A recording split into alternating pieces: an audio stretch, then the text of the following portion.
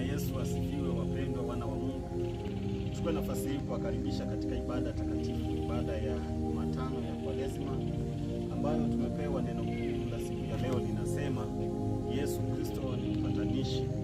Yesu Kristo amekuja kutupatanisha kati yetu sisi wanadamu pamoja na Kristo, pamoja na Mungu, ambao sisi wanadamu tulimkosea Mungu kwa kuasi na kwa kutenda maovu. Yesu Kristo anakuja ulimwenguni kwa ajili ya kuja kutupatanisha sisi tuliopotoka, tulioacha mapenzi ya Mungu tukatenda yasiyofaa.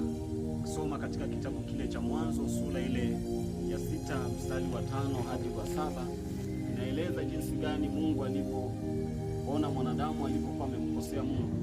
Anafika wakati anasema atamuondoa katika ulimwengu kwa sababu ya maovu yake kuwa mengi. Lakini Kristo anakuja, anasema yeye amekuja kwa ajili ya kutupatanisha sisi ambao tulionekana hatufai mbele za Mungu, na tufike wakati tuonekane tunafaa mbele za Mungu.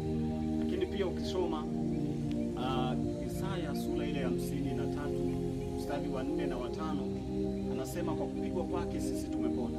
Yesu anakuja kutupatanisha sisi kwa kupigwa, kuteswa na kujeruhiwa na kuumizwa, ili tu mimi mwenye dhambi niweze kupatanishwa na Mungu. Mungu anatufundisha siku ya leo, lakini pia tujifunze juu ya habari ya mwana mpotevu.